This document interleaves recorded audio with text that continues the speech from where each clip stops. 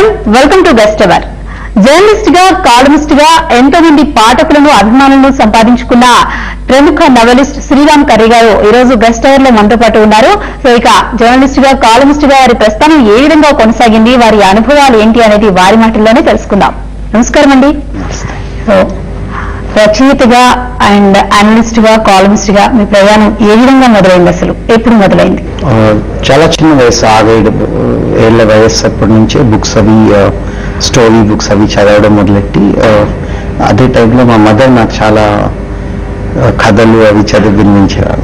So దీనివల్ల కథలన్నా, రాయడం అన్నా, ఆలోచించి ఏ విషయాన్నైనా రాసి చదివి వినిపించాలని ఒక చాలా చైల్డిష్ డ్రీమ్ లాంటిది. ఆటోమేటిక్ అంటే ఎప్పుడు అయిందనేది తెలియదు, కానీ ఒక 9 years వయసు అప్పుడు ఫస్ట్ టైం నేను ఒక బుక్ రాస్తానని డిసైడ్ చేశాను. ఒక చిల్డ్రన్స్ మ్యాగజైన్, యాక్చువల్లీ ఒక అడ్వర్టైజ్మెంట్ చూశాను. హిస్టరీ బుక్స్ ని రాజీవ్ గాంధీ గవర్నమెంట్ రీరైట్ చేసి హిస్టరీని, అప్పటిదాకా ఉన్న హిస్టరీ బుక్స్ కాకుండా వాటిని యువతరానికి హిస్టరీ మళ్ళీ రివైవ్ అయ్యి అండర్స్టాండింగ్ వచ్చేలా చేద్దామని కోసం కాంపిటీషన్ చేశారు. సో నేను ఇప్పుడు క్లాస్ 5లో ఉండేవాడిని. నేను జగ్ ప్రవేశ్ చంద్ర గారు, ఢిల్లీ అడ్మినిస్ట్రేషన్ హెడ్, ఆయన కాంపిటీషన్ కండక్ట్ చేస్తే ఆయన గుర్తు రాశాను, ఐ లైక్ టు పార్టిసిపేట్, నేను చేద్దాం, నేను బుక్ రాద్దాం అనుకున్నాను. సో క్లాస్ 5లో హిస్టరీ సబ్జెక్ట్ కూడా లేదు, 10 ఏళ్ల వయసు. This was for professors, actually professors and academics and historians, వాళ్ళు రాయాలని పెట్టారు. ఓపెన్ కాంపిటీషన్ లో రాయండి ఆయన, అంటే ఐ ఫెల్ట్, ఆయన ఎక్కడో నవ్వుంటారు ఆ రోజు, బాగుంది ఏదో చిన్న పిల్లలు రాస్తాను. సో రాసేద్దాం అన్న కాన్ఫిడెన్స్, అంటే ఆ చిన్నతనంలో భయం ఉండదు. దాని తర్వాత నేను పుట్టి పెరిగిన ఊరు చాలా చిన్న ఊరు, 2 బుక్ షాప్స్ ఉండేవి, ఒకటి రైల్వే స్టేషన్, ఒకటి అవతల. సో అక్కడికి వెళ్ళి హిస్టరీ బుక్స్ ఎక్కువ దొరికేవి, రీసెర్చ్ వాజ్ డిఫికల్ట్. మా ఊళ్ళో ఉన్న కాలేజ్ తాలూకా హిస్టరీ ప్రొఫెసర్ గారిని ఇంటికి వెళ్ళి మా తెలిసిన వాళ్ళు చెప్పారు, ఆ రోజుల్లో ఫోన్ ఉండేది, అయ్యి ఉండేది, 10 kilometers సైకిల్ మీద వెళ్ళిపోయి ఆయన ఇంటి దగ్గర, సార్ అంటే నువ్వా అంటే, ఎవరో బుక్ రాస్తారంటే ఎవరో పెద్ద అంటే, ఓకే సరే చెప్పారు, హిస్టరీ ఇలా ఉంటుంది, ఇండియన్ హిస్టరీ 1857 to 19. సో ఈ కాంటెక్స్ట్ లో రాసిన బుక్ ప్రత్యేకంగా గొప్ప. నేను అఫ్ కోర్స్ బాధపడ్డాను, ఆ రోజు నాకు ప్రైజ్ రాలేదు. ప్రొఫెసర్ వోగా లాంటి గొప్ప హిస్టారియన్ ప్రైజ్ వచ్చినప్పటికీ బాధ వచ్చింది. దూరదర్శన్లో రిజల్ట్స్ అనౌన్స్ అయితే రాత్రి దాకా వెయిట్ చేసి, అయ్యో మనం ప్రైజ్ గెలవలేదన్న బాధ వచ్చింది. బట్ ఇవాళ ఆలోచిస్తే నవ్వు వస్తుంది, అసలు ఆ వయసులో బుక్ రాయడం ఏంటని. బట్ ఒక కాన్ఫిడెన్స్ వచ్చింది, దీనివల్ల నేను బుక్ రాయగలను. సబ్జెక్ట్, ఆ రోజు మనం రాసిన సబ్జెక్ట్ మీద నాకు అంత నాలెడ్జ్ లేకపోయినా ఏదో చిన్నపిల్లలా రాసేసాను, కానీ బుక్స్ రాయొచ్చు. సో మీకు అసలు హిస్టరీయే లేదంటున్నారు, అప్పటికి క్లాసెస్ లో హిస్టరీయే లేకుండా కేవలం ఒక ఇన్స్పిరేషన్ తో, మదర్ చెప్పిన స్టోరీస్ ని వినడం, మీకు అనిపించిన ఇన్స్పిరేషన్ తోనే వెళ్ళారా, లేదంటే ఇంకెవరైనా ఇన్స్పిరేషన్ ఉన్నారా? లేదు, ఇంకా లేదు. ఆ రోజుల్లో 2-3 బుక్స్ హిస్టరీ మీద దొరికాయి, చదివాను బాగా. బట్ నేను రాసిన బుక్ ఇన్ఫాక్ట్ రీసెంట్ గా ఓ రోజు చూసి చదువుతూ ఉంటే నాకు నవ్వు వచ్చింది. చిన్నపిల్లలు ఎస్సే ఎలా రాస్తారు, జే భగత్ సింగ్, జే సుభాష్ చంద్రబోస్, అలా రాయ హిస్టరీ బుక్స్. ఇవాళ నాకు నవ్వు వస్తుంది చేత, కానీ రాయడం వల్ల ఒక ఫౌండేషనల్ కాన్ఫిడెన్స్ వచ్చింది. నేను ఎప్పుడు చెప్తాను, నేను రైటర్ అవుతాను అనేది నేను ఎప్పుడు డౌట్ చేయలేదు, కానీ కాన్ఫిడెన్స్ రావడానికి కారణం ఏమిటి? హౌ కెన్ యూ సే నాకు నేను ఇంత అయిపోతాను రైటర్ అనే ఒక ఫీలింగ్ ఎందుకు రావాలి? కాన్ఫిడెన్స్ నాకు అర్థం కాదంటే, చిన్నప్పుడు ఆ బుక్ కంప్లీట్ చేయడం వల్ల దాని తర్వాత చాలా మంది బుక్ ని అప్రిషియేట్ చేయకుండా ఈ వయసులో ఎఫర్ట్ ని అప్రిషియేట్ చేశారు, దానివల్ల చాలా కాన్ఫిడెన్స్ వచ్చింది. మీకు తెలియకుండానే మీకు ఒక ఇన్స్పిరేషన్ వచ్చి చేశాను అంటున్నారు. దీనికి మీ ఫ్యామిలీ బ్యాక్గ్రౌండ్ లో ఎవరైనా బుక్స్ నవలిస్టులు కానీ లేదంటే కాలమిస్టులు కానీ ఉన్నారా? జనరల్ నేను చెప్పాను ఇది, కానీ మా గ్రాండ్ మదర్ వాళ్ళ బ్రదర్ శ్రీ అని ఆంధ్ర తాలూకా చాలా ఫేమస్ పోయిట్. అది కాక చాలా మంది రిలేటివ్స్ చాలా famed, mother side 3 generations back Sundarakanda. Back family background ఉండబట్టి ఆటోమేటిక్ గా మీకు ఇన్స్పిరేషన్ వచ్చింది అనుకోవచ్చు. అలా అంటే ఏమవుతుందంటే, చాలా మంది చెప్పినప్పుడు అందుకోసం అయ్యారా, లేదు, అయితే అది ఉన్నది. ఇన్ఫాక్ట్ చిన్నప్పుడు 6 or 7 years వయసులో శ్రీ గారి ఇంటికి వస్తే అందరి పిల్లలతో మనవాళ్ళు కదా అని ఆడుకున్నారు, మాట్లాడి చెప్పారు. సో మాకు తెలియదు ఆయన ఇంత పెద్దవారు అంటే గొప్పవారు అని తెలుసు, ఎందుకంటే మ్యాగజైన్స్ లో అట్లా ఆయన ఫోటోలు చూసేవాళ్ళం. కానీ ఆయన ఎందుకు గొప్ప అని తెలియదు. బట్ ఆయన ఏదో రాస్తారు, ఆయన రాస్తారు కదా నేనే రాస్తానని ఒక ఇది. కానీ but that is just a personal connection. But ఇది long journey beyond a point. Inspirations ఎవరు అంటే నేను యాక్చువల్ గా చదివిన రైటర్స్, చిన్నప్పటి నుంచి చదివిన ఎంత మన జీవితాన్ని టచ్ చేశారు. 100-200 years బ్యాక్ చనిపోయిన రైటర్ తన బుక్స్ ఉండిపోయి వాళ్ళ కథల వల్ల మన జీవితం మారిపోయింది. ఇదే పవర్ నేను నాకు ఇచ్చుకుని నేను చనిపోయిన 200 years తర్వాత ఎక్కడో ఏ దేశంలోనో పిల్లలు నా బుక్స్ చదువుతారా, వాళ్ళకి ఆ happiness I can't give it back. నేను ద రైటర్స్ ఆర్ ఎంజాయిడ్, వాళ్ళకి నేనేం ఇవ్వలేను, దే ఆల్ గాన్. బట్ ఒక అప్పులా నాకు ఇచ్చారు, అది నేను తీర్చాలంటే I can only give it to the future generations. And I think in that sense arts లో మనం అందరం బెనిఫిషియరీస్ పాస్ట్ వర్క్ కి, మనం మన జీవితాన్ని ఫ్యూచర్ కోసం ఆ విధంగా డెడికేట్ చేయాలి. ఆ తర్వాత ఫస్ట్ మీరు 5th class లో ఉన్నప్పుడు ఫస్ట్ ఒక రాసాను బుక్ అంటున్నారు, ఆ తర్వాత మళ్ళీ ఎప్పుడు మీరు రాయడం మొదలు పెట్టారు? దాని తర్వాత యాక్చువల్లీ ఆ ప్రైజ్ రాలేదు, 1.5 lakh rupees క్యాష్ ప్రైజ్ 1985 లో. సో అంత డబ్బు వస్తే స్కూల్ వదిలేసి ఫుల్ టైం నవల్స్ చదువుకుంటూ రాసుకుంటాను, పేరెంట్స్ ఏమన్నారు అనుకున్నాను, నేను అవ్వలేదు.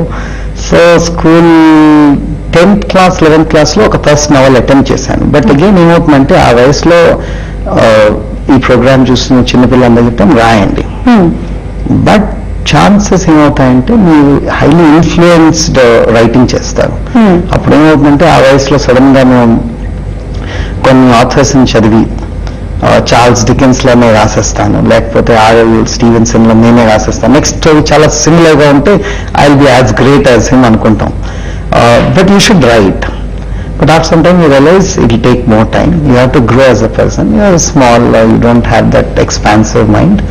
So ఆ విధంగా రాశాను. But I'm not ready to be published అనే ఫీలింగ్ నాకే వచ్చింది. సో కాలేజ్ లో ఫస్ట్ బుక్ ఏదైతే రాశానో the unread diary, I really felt college second year అయ్యేసరికి నేను రాసిన book this is ready to reach readers. I was not fully satisfied, but I was reasonably satisfied. So then I thought I'll get it published. I tried to do so.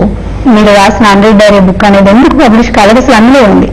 ఒకవేళ మీరు publish అయిన books అన్ని చూస్తే దానికి double triple books complete అయ్యి authors ఇళ్లలో పడి ఉంటాయి, పబ్లిష్ అవ్వవు. I think that's part of growing up. Cinema actor 10 ఏళ్ళు యాక్టింగ్ నేర్చుకున్నాక ఫస్ట్ ఛాన్స్ వస్తుంది. సో ఇది లైఫ్ మనల్ని ప్రిపేర్ చేస్తుంది.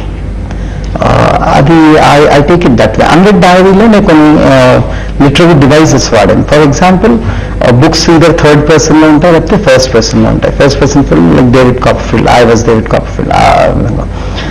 బట్ థర్డ్ పర్సన్ లో కొన్ని బుక్స్ రాస్తారు. Writer is a neutral voice, writer is not part of it. So ఈ విధంగా ఇవన్నిటిని కలిపితే ఎలా ఉంటుంది అని. సో ఆల్టర్నేట్ గా ఒకే స్టోరీని 2 వాయిసెస్ తో నెరేట్ చేసుకుంటూ చేశాను.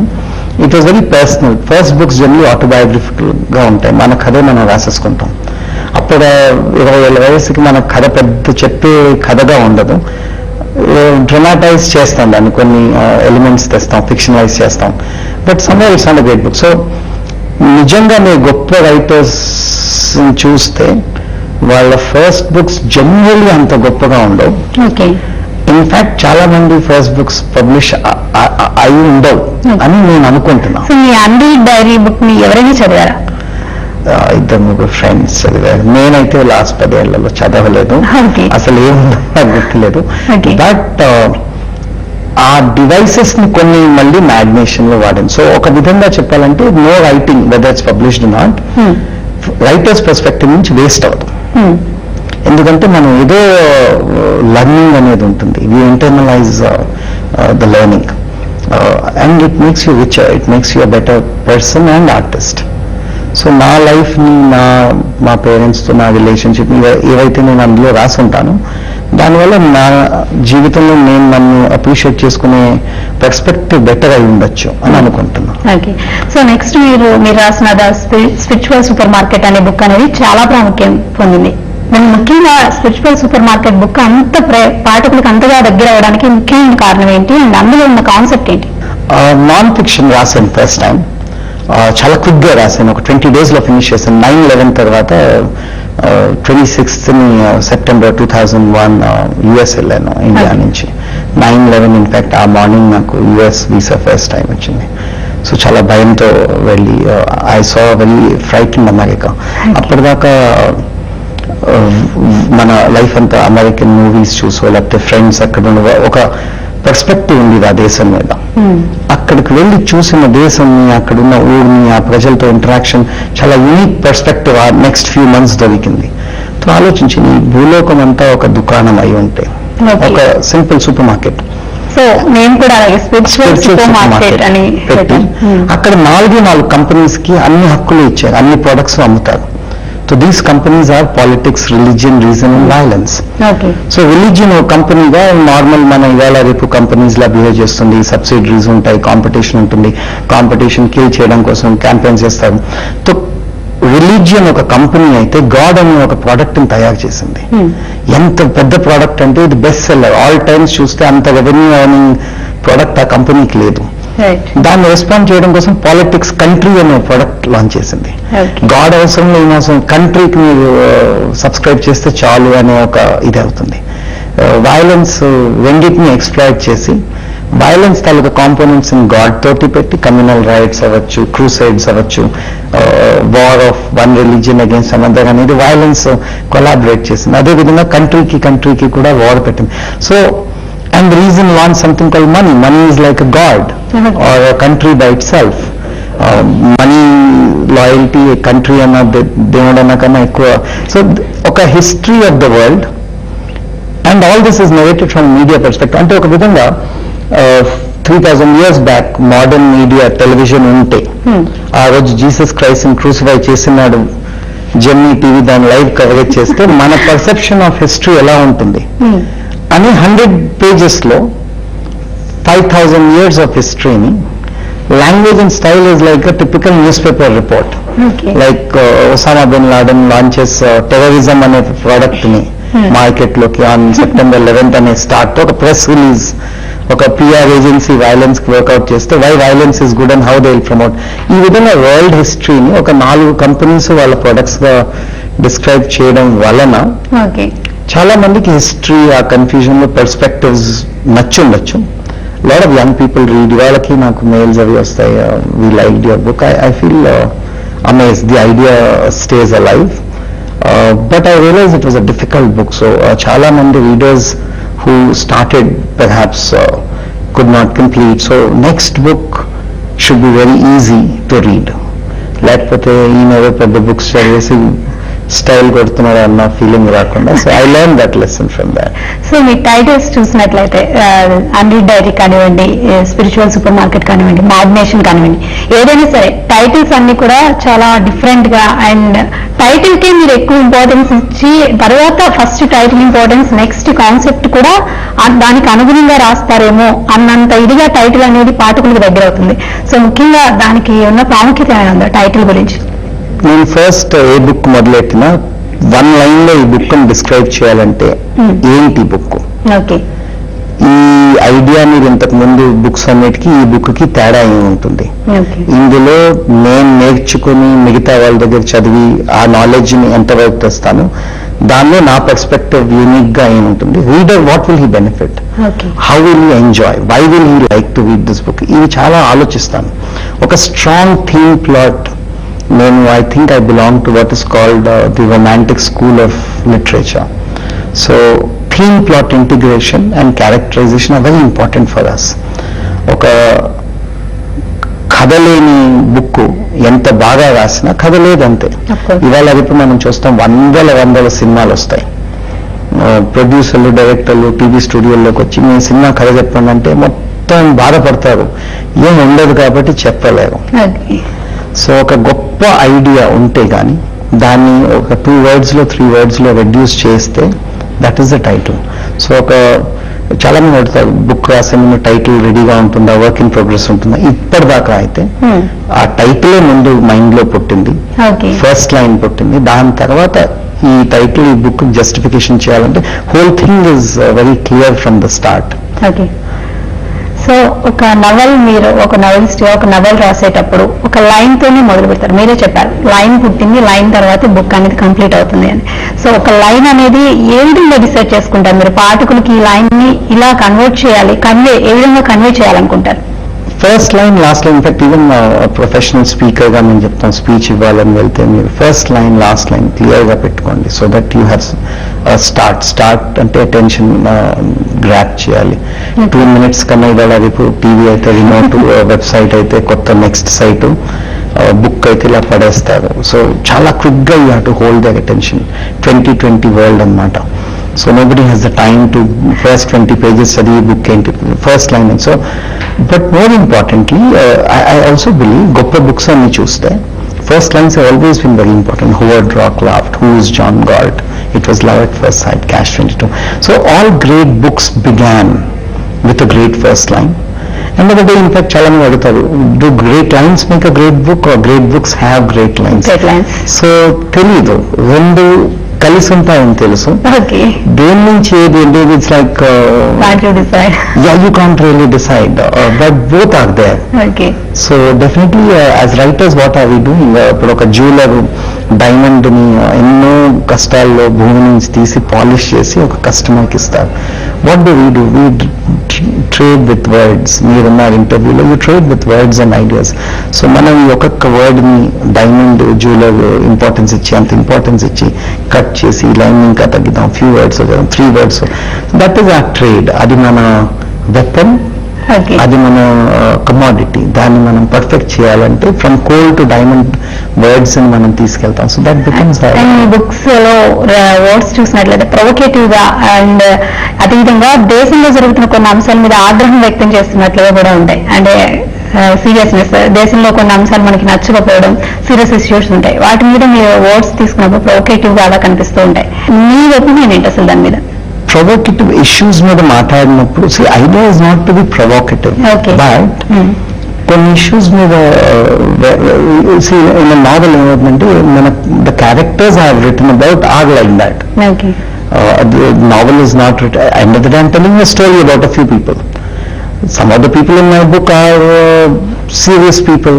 వాళ్ళు దేశంలో ఏం జరుగుతుందో దాన్ని పట్టించుకుంటారు, దాని గురించి మాట్లాడతారు, దాని గురించి పనిచేస్తారు. They behave and respond to the nation. So వాళ్ళ minds are serious, their actions are serious, the issues they work on are caught up with are serious. So అందుకు ప్రొవోకేటివ్ గా. కానీ నేను ప్రశ్న అడుగుతాను, ఈ మన దేశంలో if you really love this country, if you are really concerned about what is going on, దీన్ని మీరు సీరియస్ గా ట్రూత్ఫుల్ గా రిఫ్లెక్ట్ చేస్తే సాధ్యమైనంత వరకు ఒక కోపం అనేది ఆనందం, గర్వం ఎంతుందో కోపం కూడా it's part of this countries growth. అందుకే మేము చూస్తే, మేము చిన్నప్పుడు 70s లో గ్రో అయినప్పుడు 80s early 80s లో angry and phenomena Amitabh Bachchan was the God of India. ఎందుకు అంటే he expressed the anger that everybody was feeling. 90s వచ్చేసరికి మూవీస్ అండ్ సీరియల్స్, బికాస్ అప్పటిదాకా ప్రొడక్ట్స్ లేవు, అడ్వర్టైజ్మెంట్స్ లేవు, సినిమా వాళ్ళు కోకోకోలా అమ్మవలసి, సాఫ్ట్ డ్రింక్స్ ఏవో అమ్మవలసిన, నూడిల్స్ అమ్మవలసిన అవసరం లేదు. So movies could express what society felt. Today ఏమైందంటే మూవీస్ లో యాంగర్ చూపించరు, ఎందుకంటే because you have to place some products or advertisements. So that has change our mindset. So if popular sentiment is polished, some other medium will have to reflect this anger. And from media to writers to singers to every artist, it's not that it's an artist's duty, but I believe natural ga valla work ni explore cheskuntu, వాళ్ళ work లో, వాళ్ళ art లో వాళ్ళ క్వాలిటీని పెంచుకుంటూ impact చేస్తున్న process లో an artist is a constant dialogue with society. He is a mirror, he is also an echo. So I am showing people what they are. I am a mirror, that's all. And if the scene is angry, I can only reflect the anger back. But anger is not the only thing. There's a lot of humor, there's a lot of joy. The beauty of India is, మనం చూస్తే, I mean, you're much younger than me, but 70s లో 80s లో 90s లో 2000 ఒక్కొక్క decade ని compare చేస్తుంటే మన material prosperity పెరిగింది. మన దగ్గర టీవీలు, కార్లు, మొబైల్ ఫోన్స్, ఇంటర్నెట్ ఇవన్నీ వచ్చాయి. డబ్బు అనేది చాలా మంది ఎర్నింగ్ పవర్ చాలా మట్టుకు పెరిగింది. బట్ ఆ రోజుల్లో అన్ని లేకపోయినా కూడా we had a happy life also. So they beautiful things then also. So we should not forget that in the anger. But ఈ ప్రాస్పెరిటీ ప్రోగ్రెస్ లో ఆ ఇంజస్టిస్ ఆపరేషన్ ని కప్పేకూడదు కూడా, రెండు కలిసి ఉండాలి. And that's what a good artist should do. Okay, so మీ book మ్యాగ్నేషన్, అసలు మ్యాగ్నేషన్ అంటే ఏంటి? బుక్ లో ఏముంది? ముఖ్యంగా టైటిల్ అనేది చాలా డిఫరెంట్ గా ఉంది, మ్యాగ్నేషన్ అంటే ఏంటి అసలు? ఆటోబయోగ్రఫీ ఆఫ్ మ్యాగ్నేషన్ ఎలా సృష్టి అంటే బిగిన్ అయిందంటే, ఒక అప్పుడు బ్లాక్ అనే సినిమా వచ్చింది, Rani Mukerji, Amitabh Bachchan, and first time I think India saw Helen Keller తాలూకు adaptation, handicap person, and there is lot of focus on and the way she acted was so bad that she confused between a deaf, dumb and a mentally retarded person, and so a lot of instant response in art. Chala mandi mentally retarded children మీద books రాసి, ఒక seminar literary festival లో వెళ్తే ఈ author book చదివి questions అడగాలంటే అడగండి, but నా బుక్ క్యారెక్టర్ మెంటలీ రిటార్డెడ్ కాబట్టి నన్ను క్వశ్చన్ అడిగే ముందు మీ లైఫ్ లో ఎవరు మెంటలీ రిటార్డెడ్ ముందు చెప్పాలి అని కండిషన్ పెట్టారు. అందరూ చెప్పారు, మా నీస్, మా అక్క కూతురు పాపం she's having mental. So she said mentally retarded children కి ఎన్ని స్కూల్స్ ఉన్నాయి? So I was and said my relationship with mental retardedness, I was born in a mentally retarded country. So my country mentally retarded. Okay. And I can prove to you. So ఈ విధంగా dialogue అనేది, of course I చాలా కోపపడ్డారు, audiences were angry, but I felt that I was saying something very important. So ఈ line, ఈ title వెనకాతలు ఏదో ఒక కథ ఉంది, అది I should search and discover and write అనే ఒక జస్ట్ దట్ లైన్ తీసుకుని మీరు absolutely. So I want story నుంచి రాలేదు, idea just the phrase and the line నుంచి వచ్చింది. But then I started doing research and said what kind of a country is India. India last మనం let's say independence నుంచి చూసుకుందాం, and at the same time historic island. For example ఇందులో I was talking to before the started that India అసలు ఒక పోలిస్తే రాముడు, కృష్ణుడు ఇద్దరు ఐకన్స్ మన Hindu mythology or religion, greatest of gods in the Dashavatara తీసుకుంటే ఇండియా రాముడు లాంటి దేశమా, కృష్ణుడు లాంటి దేశమా? అంటే అర్థం ఏంటంటే, కృష్ణుడి జీవితం చూడండి, ఆయన తల్లిదండ్రులు జైల్లో పుట్టారు, కంసుడు మా వాళ్ళ ఆయన్ని కాపాడడం కోసం వసుదేవుడు వెళ్ళి he had to leave the child. తల్లిదండ్రుల నుంచి చిన్నప్పుడు దూరం అయినా ఆయన బాధపడి ఏడ్చి బతకలేదు, చాలా హ్యాపీగా బతికారు, వెన్న దొంగలించారు, అందరూ హీజ్ హృదయాలని సులువుగా గెలుచుకున్నారు. So he stole hearts of people right from a child. He has lived a happy life. అనుకున్న వచ్చేసారు, మహాభారతంలో పార్టిసిపేట్ చేయకుండా అదే రాముడిని చూస్తే మొదటి నుంచి పర్ఫెక్ట్ మనిషి, ఏది దొంగతనం చేయలేదు జీవితంలో, తండ్రి మాట కోసం ప్రాణం కాదు, రాజ్యం కాదు, అన్ని వదులుకోవడానికి సిద్ధంగా ఉన్నారు, మర్యాద పురుషోత్తముడు. మహాభారతంలో యుధిష్ఠిరుడిలా జూదం ఆడడం ఆయనకి అలాంటి ఏమీ లేవు, ఒక పర్ఫెక్ట్ మనిషి, మర్యాద పురుషోత్తముడు అంటాం, ఐడియల్ మ్యాన్. అలాంటి రాముడు సీతను అంటే ఆఫ్టర్ ఈ last Sita to Ravana in context, ఇద్దరు ఉన్నారు అన్నదమ్ములు, రాముడు, లక్ష్మణుడు. అంటే అక్కడి నుంచి ఒక వానర సైన్యంతో అలయన్స్ చేసి ఒక సముద్రం మీద బ్రిడ్జ్ కట్టి అంత గొప్ప రావణాసుని ఓడించారు.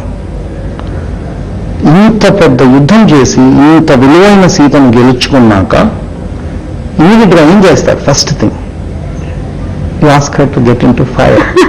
సో గాంధీ గారి నాన్ కోఆపరేషన్ మూమెంట్, ఆ టైంలో ఖిలాఫత్ మూమెంట్ తో కలిపి హిందూ ముస్లిమ్స్ ని ఒక హిస్టారికల్ అంటే డివైడ్ కాంటెక్స్ట్ లో కలిపి అంత పెద్ద రావణాసుడు, అంత పవర్ఫుల్ అయిన బ్రిటిష్ ఎంపైర్ ని నాన్ వైలెన్స్ తో ఓడించి, సో హిస్టారికల్ బ్యాక్గ్రౌండ్ నుంచి ప్రెసెంట్ సీతను గెలుచుకున్నట్టుగా మనం ఫ్రీడమ్ గెలుచుకున్నాం. రావణాసుడు అంత మైటీ బ్రిటిష్ ఎంపైర్ ని నాన్ వైలెన్స్ తో గెలుచుకున్నాం. అవలు ఊహించలేదు భూలోకంలో ఒక నాన్ వైలెన్స్ తో ఇంపీరియలిస్ట్ ఫోర్స్ ఓడించొచ్చని. అంత ఇండిపెండెన్స్ వచ్చి ఇలా వచ్చింది, పార్టీషన్ అని కాల్ చేసుకున్నాం, ముక్కలు చేసేసుకున్నాం దేశాన్ని. So we behave like that. So if this is not madness, what is madness? ఇదే పని ఒక ఇండివిజువల్ చేస్తే మనం నువ్వు పిచ్చివాడు, నువ్వు పిచ్చిగా బిహేవ్ చేస్తావు అంటాం. మనం చెప్తాం అదే పిచ్చి పిచ్చిగా బిహేవ్ చేస్తాను, లైఫ్ పాడు చేసుకుంటున్నాం, కెరియర్ పాడు చేసుకుంటున్నాం. మనం మన హిస్టరీని జాగ్రత్తగా చదివితే మన దేశాన్ని మనం again and again and again కాల్చుకుని తగలబెట్టుకుని చేసే బిహేవియర్ మనలో ఉంది. మనం అంటాం వాళ్ళకి సూసైడల్ టెండెన్సీస్ ఉన్నాయి. ఒకప్పుడు భయం వేస్తుంది. మన కంట్రీ ఒక 10 ఏళ్ళు హ్యాపీగా ఉంటే ఏదో ఒకటి చేసుకుని పాడు చేసుకుంటాం. నెక్స్ట్ జనరేషన్కి ఈ హిస్టారిక్ కాంటెక్స్ట్ చెప్పడం అవసరం.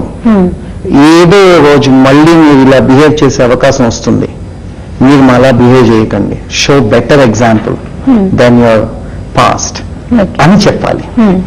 బట్ హిస్టరీ అని ఎస్సే రాస్తే ఎవ్వరు చదవరు. It has to be a fascinating murder mystery. So ఒక విధంగా ఈ ఐడియాస్ ని on the other hand book start చేస్తే అసలు రాత్రి అయితే రేపు పొద్దున్న దాకా మనం ఫినిష్ చేసేయాలనే fast rapid face murder mystery, series of murder mysteries. ఒక 24 ఏళ్ళ పిల్లడు ఒక పక్కన్న అబ్బాయిని మర్డర్ చేసేసి ఆయన సెంటెన్స్ టు డెత్ అనే సిచ్యువేషన్ లో ఆయన ప్రెసిడెంట్ కు ఉత్తరం రాస్తారు, I'm innocent, this is the proof, నేను మర్సీ నాకు అక్కర్లేదు, if you want hang me mister people's president or prove me I'm innocent. So president responds sends his friend is CBI retired officer and sends investigate చేసి నాకు చెప్పండి, is this boy innocent. అక్కడి నుంచి it becomes a series of murder mystery. ఇది అవుతూ ఉండగా ఒక diary ఉంటుంది, ఆ diary which is like device from 100 diary వాడాను. సో ఈ విద్యాసాగర్ గారికి ఈ చిన్న పిల్లడు నిజంగా మర్డర్ చేసాడా కాదు, కానీ ఈయన డైరీ ఒక్కటే ఉంది, అది చదువుతూ మీరు you have to crack this mystery. So ఒక fascinating set of historic thoughts and context చూపిస్తూ, బట్ ఓన్లీ హిస్టరీ అది అయితే బోరింగ్ గా ఉంటుంది కాబట్టి ఇంత సీరియస్ సబ్జెక్ట్ కూడా any average reader will enjoy. అందుకే most people reviewers have said it's an unputdownable mystery. అసలు ఒక హిస్టారిక్ కాంటెక్స్ట్ మీద నావెల్ ని ఫన్ చేయొచ్చా అని ఒక విధంగా I have been received so far and I'm pretty happy. మీరు ఫస్ట్ జర్నలిస్ట్ గా కెరియర్ స్టార్ట్ చేశారు, ఆర్టికల్స్ ఎన్నో రాశారు, అండ్ ఇప్పుడు నవలిస్ట్ గా కూడా బుక్స్ రాస్తున్నారు. సో ఆర్టికల్స్ రాస్తున్నప్పుడు మీకు ఎలా అనిపించింది? అండ్ మీ ఆర్టికల్స్ కూడా చాలా మంది పాఠకులు లైక్ చేశారు. జర్నలిస్ట్ కెరియర్ నడుస్తూ ఉంది. దాని తర్వాత జర్నలిజం ఫుల్ టైం వదిలేసినప్పటికీ మీరు చెప్పినట్టుగా lot of international news papers, magazines and best journals and papers in ఇండియాకి రాస్తూ ఉంటాం. కాలం రైటింగ్ లో బుక్ రైటింగ్ కి తేడా ఏంటంటే, ఎక్కడో నా బుక్ అనేది ఒక 100 years తర్వాత కూడా చదువుతారు. నా న్యూస్ పేపర్ ఆర్టికల్ రేపు చదివితే న్యూస్ పేపర్ ఎల్లుండి అయితే ఫల్లీ ప్యాక్ చేసుకోవడానికి పనికి వస్తుంది అనే ఒక కాంటెక్స్ట్ ఉన్నది. So journalism is instant, it's factual, truth is very important. Fiction in fact I always say నా నావెల్స్ లో అస్సలు ట్రూత్ లేదు. ట్రూత్ చాలా అన్ఇంపార్టెంట్, అది పాడు చేసేస్తున్న beautiful line. So story is very important. So ఇది permanent and long term medium. Story is important. Whereas journalism is contextual, it is societal, but writing styles and all and techniques are possibly very close. So మీరు రాసిన columns లో family, politics in families అని కూడా కొన్ని రాశారు, అంటే కొన్ని political party families కి సంబంధించి. గార్డియన్ కి 2009 ఎలక్షన్స్ యూకే లో గార్డియన్ కి కవర్ చేస్తున్నప్పుడు one trend I wanted to show case was Indian politics has become a family business lantidi. Every party you see is in the control of a family. Father, son, alaga. ఒక politician చనిపోతే immediate గా ticket sympathy vote వస్తుందని నమ్మకంతో వాళ్ళ widow కానీ sun కానీ. So ఒక family control business అయితే పాలిటిక్స్ అయిపోయింది, విచ్ ఇస్ ఫనీ. ఎందుకంటే కొన్ని కంట్రీస్ లో ఇది ఆలోచిస్తే వాళ్ళు నవ్వు వస్తుంది, how can it be true. అలా అని బయట దేశాల్లో లేదంటే ఇప్పుడు క్లింటన్స్ చూడండి, bushes, they very popular families. England లో కొన్ని ఫ్యామిలీస్ ఉన్నాయి. But England was very amused by this article. In fact, so much so that Patrick French, the famous author, he asked me to contribute to his next book, where he did the first ever research on ఇండియాలో ఎందరు MPs 2009లో elect అయ్యారు, వాళ్ళకి ఎందరికి family context వల్ల అయ్యారు, ఎందరు కొత్తగా వచ్చారు. So increasingly మన దేశంలో ఏమవుతుందంటే పాలిటిక్స్ కాదు, మూవీస్ కాదు, చాలా ఏరియాస్లో ఒక గోడ కట్టేశారనమాట. ఆ ఫ్యామిలీ అయితేనే మీరు అందులో కెరియర్ మీకు ఉంటుంది, లేకపోతే యూఆర్ అవుట్ సైడ్. కెరియర్ లో మీరు ఎదుర్కొన్న విమర్శలు, ప్రతి విమర్శలు, and at the same time మీరు తీసుకున్న awards. First book, as you know, Vodafone Crossword long list అయింది, along with the people like President Kalam, P. Chidambaram and William Dalrymple, వీళ్ళ books తో సహా నా book లాంగ్ లిస్ట్ చేశారు. First time I think somebody from Hyderabad or Andhra, Telangana 2009లో మా nation book ఏదైతే ఉందో దానికి లాంగ్ లిస్ట్ అయింది, autobiography of my nation. So prize వచ్చింది, అక్లెయిమ్ వచ్చింది. మొన్న నాకు రీడర్ ఒక మెయిల్ పంపించారు, నేను మీ బుక్ లాస్ట్ మంత్ కొన్నాను చదువుదామని. Unfortunately very next day my father fell, so 10 days ని హాస్పిటల్లో ఉన్నా. The moment he got better, he started reading the book and he finished the book only yesterday. Okay. So the moment he got out of hospital and surgery, he started reading the book. He is so happy. And now I'll get to read it. So ilaga appreciation private గా వస్తుంది. Abuse ఏదైతే ఉందో open గా Twitter లో, Facebook లో తిడతారు, చాలా బాగా తిడతారు. నేనైతే నా పర్టికులర్ పాలసీ ఏంటంటే ఈ విషయాల్లో జనరలీ ఏ రీడర్ ఏది రాసినా I say thank you very much, very kind of you. Abusive language కి అబ్యూజివ్ గా వెళ్ళని. But I'm telling you, social మీడియాలో పీపుల్ బిహేవియర్ చూసినా, ట్రాఫిక్ మీద మనం బండి తొక్కే ప్రొసీజర్ చూసినా, వీఆర్ ఫాలోయింగ్ అ పొలిటీషియన్స్. ఒక పొలిటీషియన్ కార్ వస్తే ఫుల్ హార్న్ కొడితే అందరూ కదిలిపోవాలి, ఆయన వెళ్ళిపోవాలి. నేను కూడా అందుకే హార్న్ కొడతాను ముందు జాగా లేకుండా, ఎందుకంటే I feel like a powerful person. That's the symbol of power. మెల్లిగా మంచి మాట్లాడితే ఎవరు వినరు. ఎంత తెలివి తక్కువ మాట అయినా గట్టిగా అరిచి అందులో 3-4 చెడ్డ మాట్లాడితే అందరూ వింటారు, చూస్తారు. అంటే మీరు అడిగారు నావెల్స్ ఎందుకు రాస్తారు, 100 years నేను చనిపోయి కూడా నా బుక్స్ చదవాలి. నెక్స్ట్ ఫ్రైడే అవసరం లేదు, ఇవాళ నేను ఇంపార్టెంట్ అయ్యి అందరూ నన్ను చూస్తే చాలా మైండ్ సెట్ తో మనం బతుకుతున్నాం, which is sad. Thank you sir, ఈరోజు స్టూడియోస్కి వచ్చి మీ అనుభవాలను పంచుకున్నందుకు. శ్రీరామ్ కర్రీ గారి అనుభవాలను ఈ రోజు విన్నారు కదా. ఆయన మరిన్ని పుస్తకాలు రాయాలని, మరింత పాఠకులకు దగ్గర అవ్వాలని ఆకాంక్షిద్దాం. ఇది ఇవాల్టి గెస్ట్ అవర్. మరో విశిష్ట అతిథితో మళ్ళీ కలుద్దాం. నమస్కారం.